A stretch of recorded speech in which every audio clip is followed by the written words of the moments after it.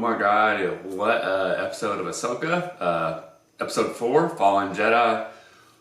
Wow, wow. Before I get started with the review, just a little bit of a warning. This review will include spoilers. If you haven't watched the episode yet, please go watch the episode first, because again, I don't want to spoil it for you, because this is an amazing episode. And as another reminder, as I've been mentioning so far in this series, this show is coming out during the writers and actors strike, and also this show would not be possible without those two groups. So for more information on that strike, check out a link I'll post in the description box below. With that being said, let's talk about Fallen Jedi. And I think this is probably my favorite episode of the series so far. It is, wow, it was absolutely amazing. Some really cool things happen. So let's just get started talking about the episode.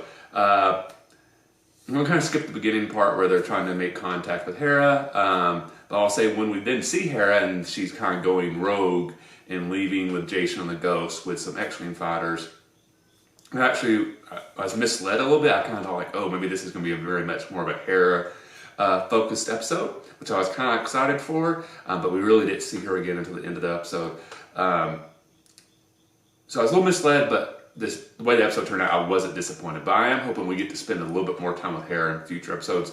And I think we will. If my predictions on how this next couple episodes will go, we'll see.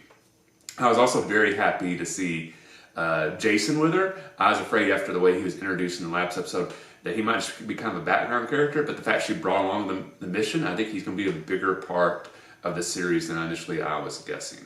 But let's go back and talk about everything going on with Ahsoka and Sabine.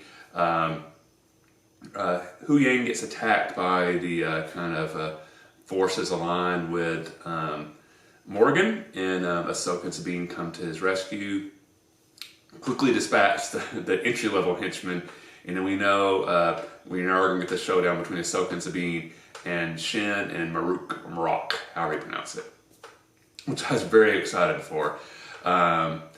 Sabine and Shin paired off, and Ahsoka paired off with Marok. Much like I was expecting, the fight with Ahsoka wasn't that challenging with her, for her, I should say, and she was able fairly quickly to dispatch him. I think, like I was guessing, I didn't really think he would end up being anybody. I think a lot of times when a character is introduced in Star Wars and it has like a mask, a lot of fans just get so obsessed with trying to theorize who it will, they'll convince themselves it has to be some sort of big surprise. Where I just didn't really think they were going to do that with this character. I had a feeling it was kind of like a basic level enemy for Ahsoka to face or Sabine to face. I didn't really think it'd be posing too big of an issue. And I was correct. Like, she very quickly kills him, and then he kind of like puffs out some smoke. So I don't know if he disintegrated or what's going on, but I think we've seen the last of him/her. I don't know, the gender of this individual. But I think it's going to end up a random person. Maybe we'll get some comics and books in the future that'll flesh out this character's storyline more, but I don't think it's going to be any way we've known before. The fight between Sabine and Shin was really, really cool. You definitely see early on Sabine, using more of her Mandalorian skills, but then it turns into a lightsaber duel. I love the moment where Shin realizes that Sabine, at least at this point, doesn't have any force powers. But Sabine is still able to use Mandalorian tactics to kind of prevent her from killing Sabine, basically. So Shin quickly, runs off. Then once she's kind of realized what's going on and try to get back to Baylan. I also love the look of shock on Shin's face when Ahsoka killed Marok. I don't think Shin was expecting that. I actually thought this was going to be an easy victory for them. And when she saw that, I think you saw an element of fear, like, oh, maybe we're going to lose. I don't know what's going to happen here.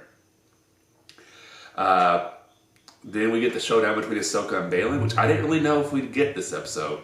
And it was a really cool fight. And the dialogue between the two was amazing, where Baylan's constantly trying to needle Ahsoka about her relationship with Anakin, and was it her fault that Anakin went the way it did, that, she abandoned Anakin. Ahsoka, fighting back and, trying to figure out what Baylan's after.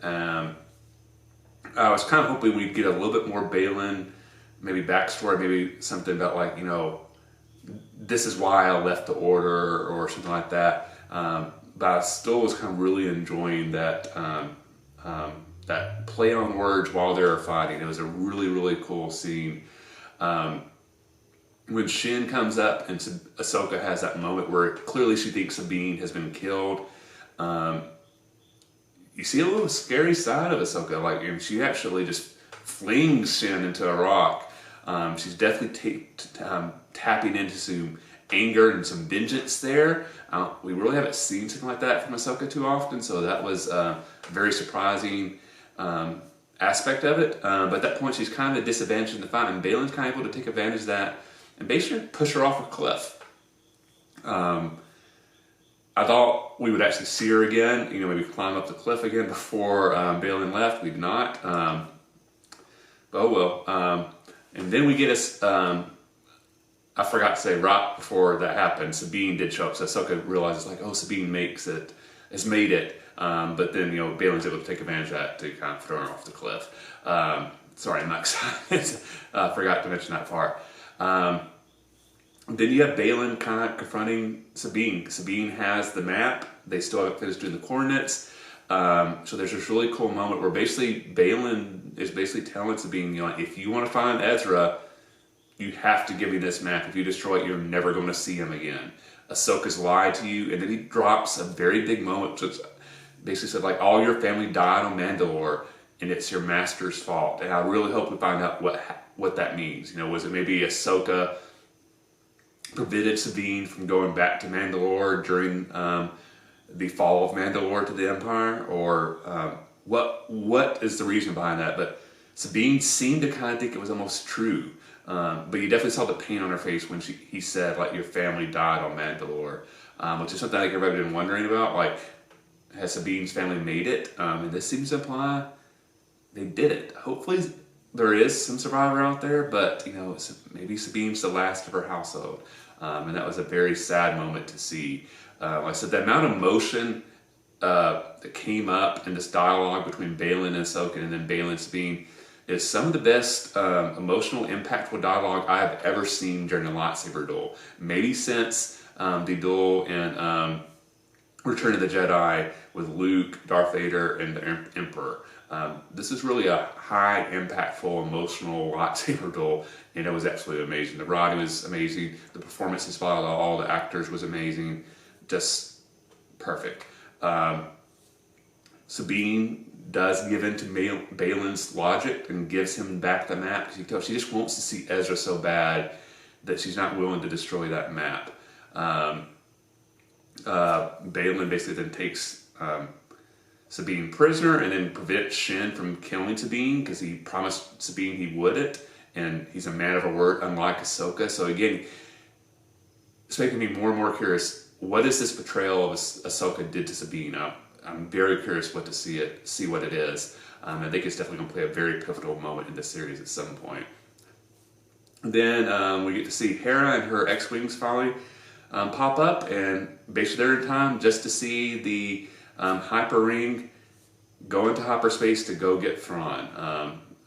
That was a very cool sequence. The fact that they just went through hyperspace and like, all right, their ships are going to get out of the way or they're going to get destroyed, was very, very cool. I thought for a second there might be a fight and we wouldn't see the ship leave until the next episode, but no, it left right away. I'm kind of expecting now Hera will be going down to the surface, and hopefully she is the one that will find Ahsoka.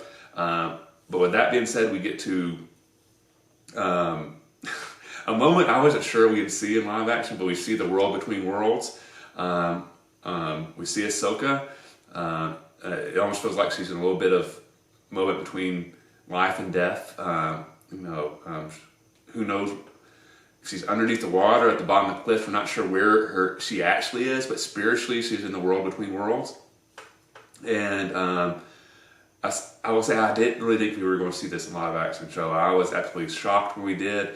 But once we were there, I was like, oh, I have a feeling we're going to see Anakin. And I actually thought, again, that's what's going on right there. But no, we did see Anakin. And she actually calls him Master. and he actually has a line like, "I didn't expect you to see her this soon." So I'm insanely excited to see their conversation at the beginning of the next episode. I was upset when the episode ended right there. I was like, no, give us another like 3 or 5 minutes of dialogue here. But I am so excited for episode 5. This episode was mind-blowingly good.